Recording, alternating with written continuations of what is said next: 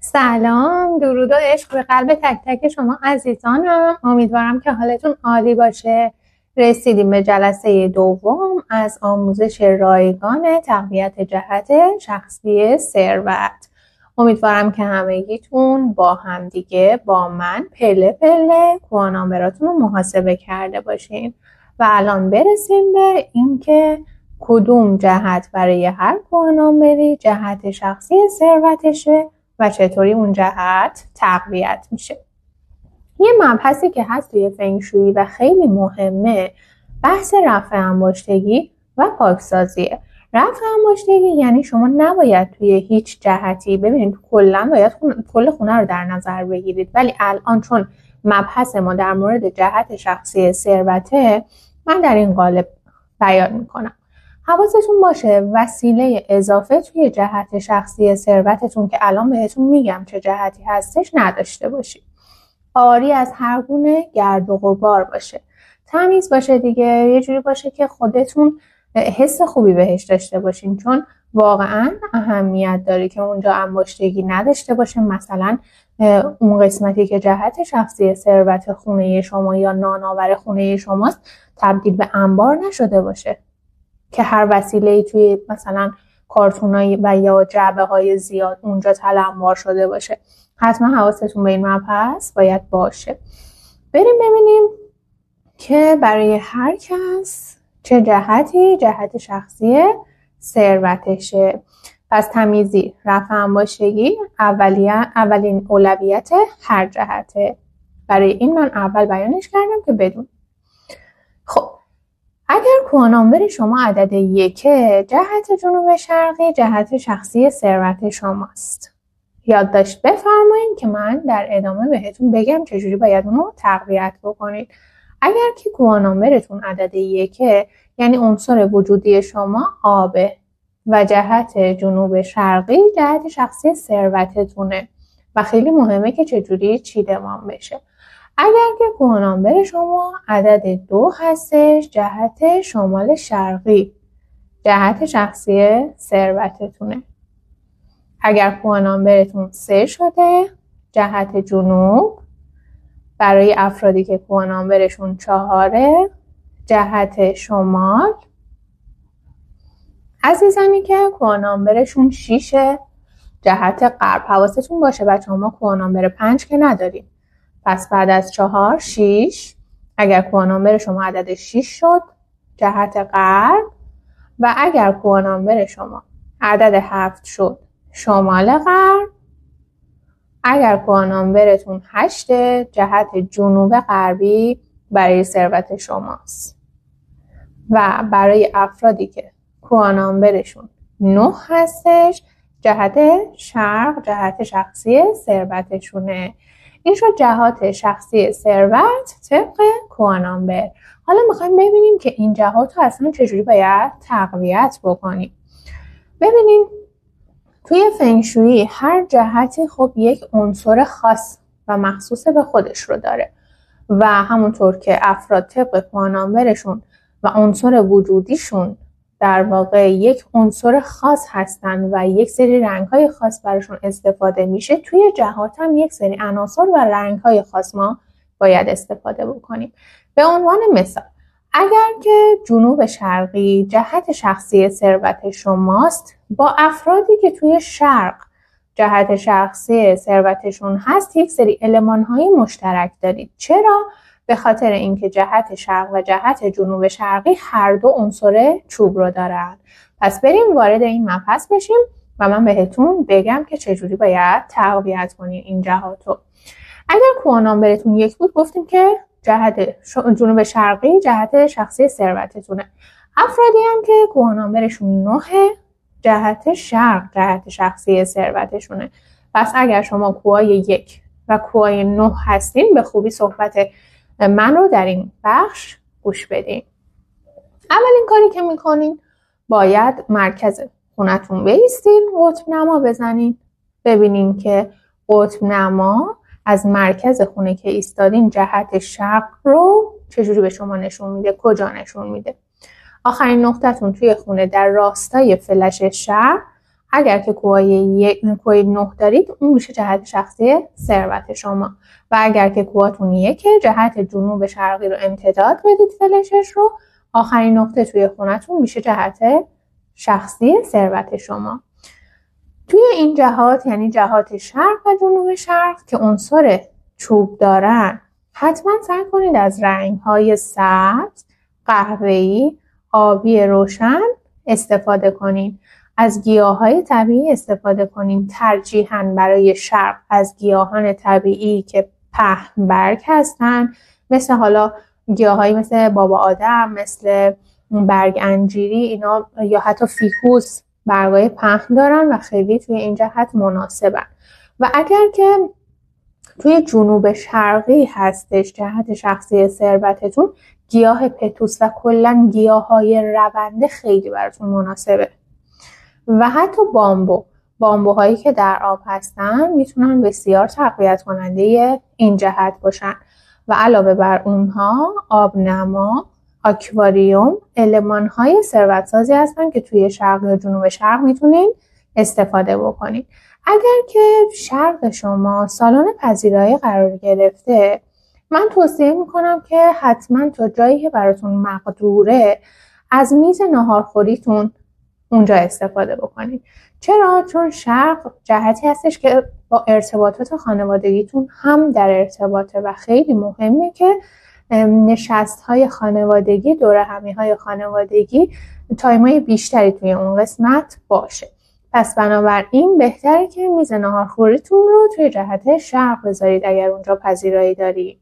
و برای جنوب شرقیتون هم سعی کنید از تصاویری مثل گندمزار استفاده بکنید یا حتی خوشه‌های گندم، خوشه‌های خشک شده گندم. یه گلدون داشته باشین، چند خوشه گندم توش بذارید به عنوان نماد برکت، یا حتی کاسه برکت که احتمال میدم آموزشش رو که گذاشتم، فکر میکنم پارسال بود، آموزشش رو توی پیج گذاشتم، احتمالا دیدین و بلدین دیگه درست بکنین.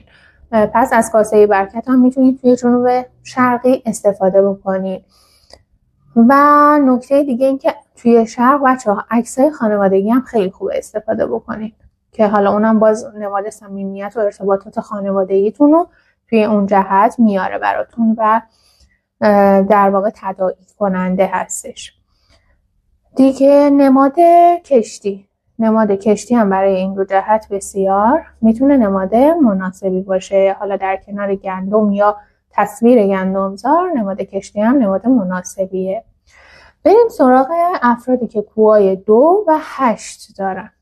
افرادی که کوهای 2 دارن گفتیم جهت شخصیشون شمال شرقیه و افرادی که کوهای 8 دارن جهت ثروتشون جنوب غربیه.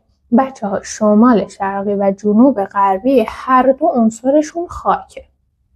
به این معنی که اشیاء سفالی اونجا رو میتونه تقویت بکنه.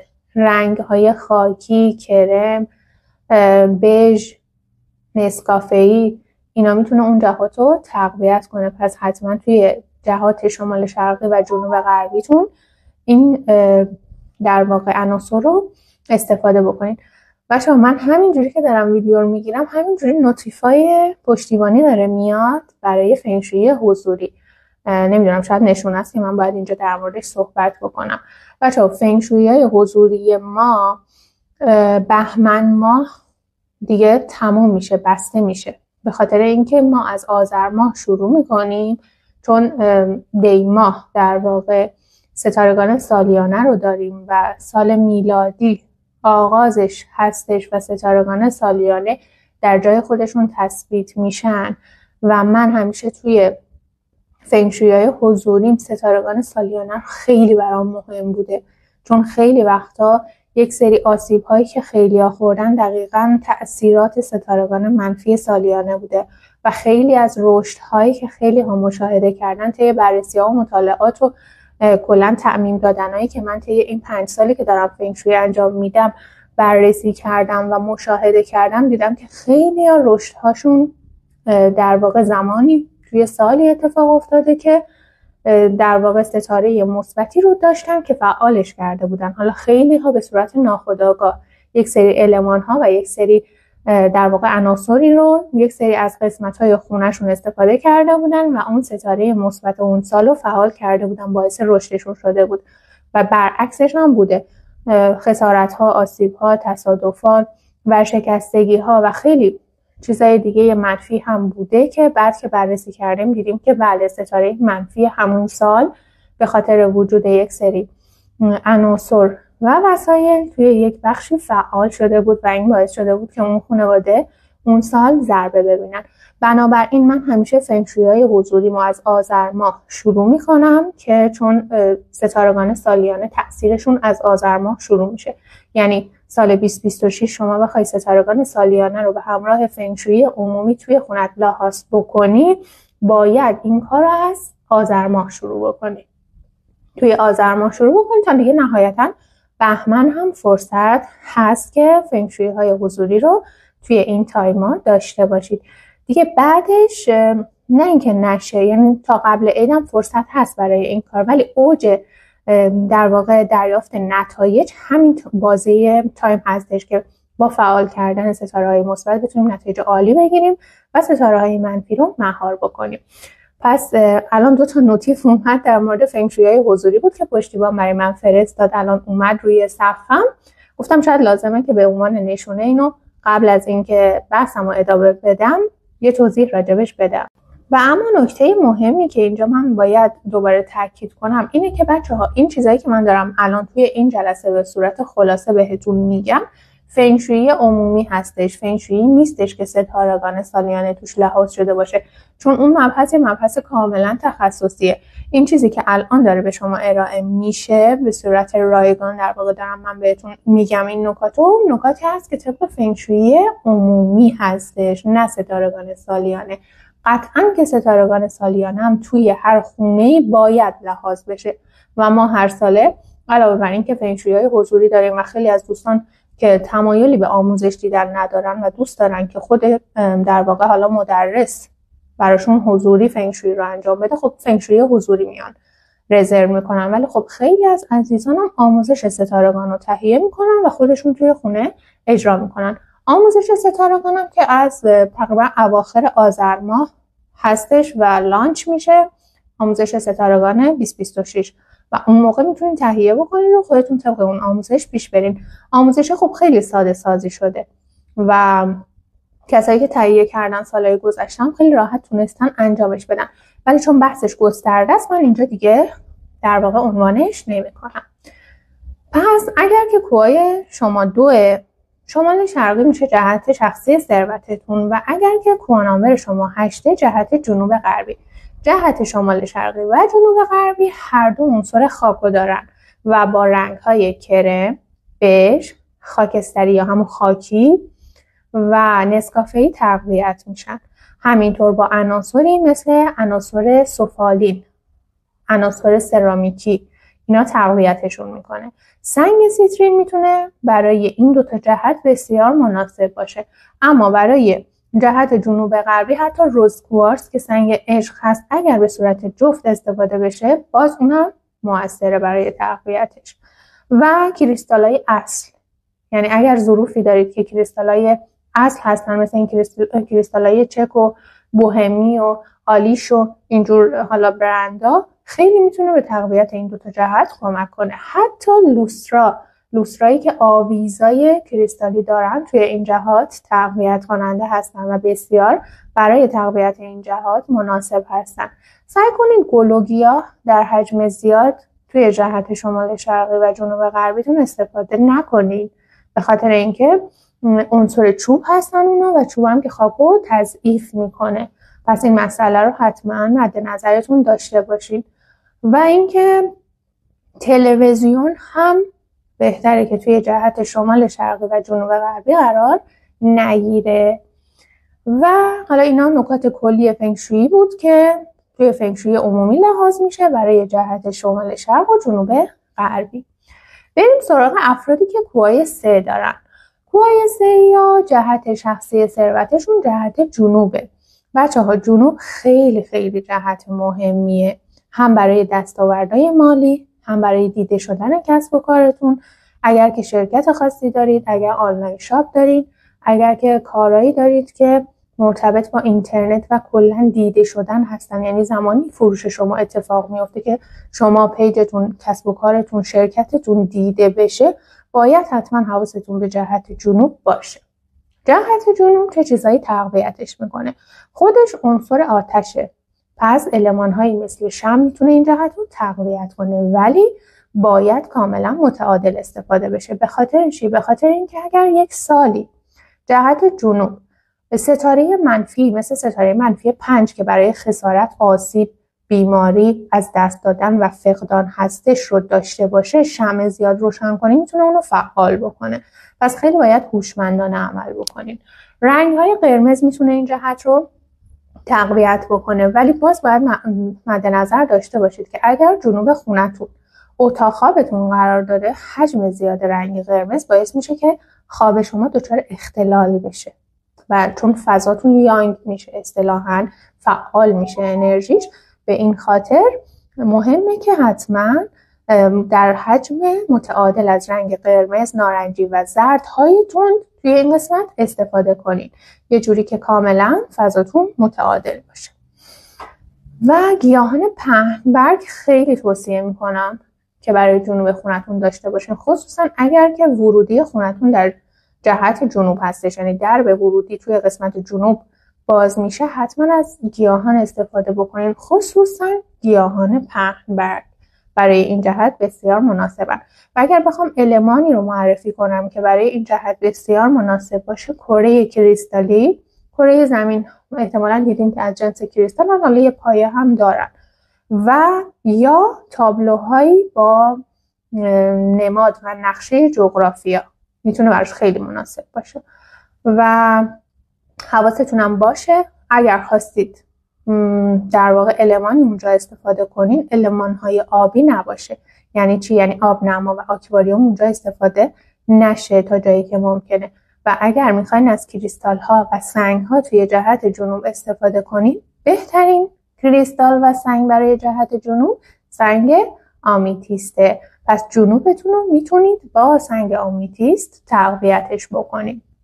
و برسیم به افرادی که کوانامبر 4 دارن و جهت شمال جهت شخصی ثروتشونه. جهت شمال بچه‌ها جهتیه که مرتبط با کار، درآمد و در واقع گشایش‌های کاری، پیشرفت‌های شغلی شماست. حالا بسته به این که به صورت سالیانه چه ستاره‌ای هم قرار داره، اونم خیلی اهمیت داره که چجوری چیدمان بشه. اما توی فنگشوی عمومی و به صورت کلی اگر بخوام بهتون بگم، نمادهای آبی مثل کریستال، مثل آکواریوم و آبنما خیلی میتونه تقویتش کنه.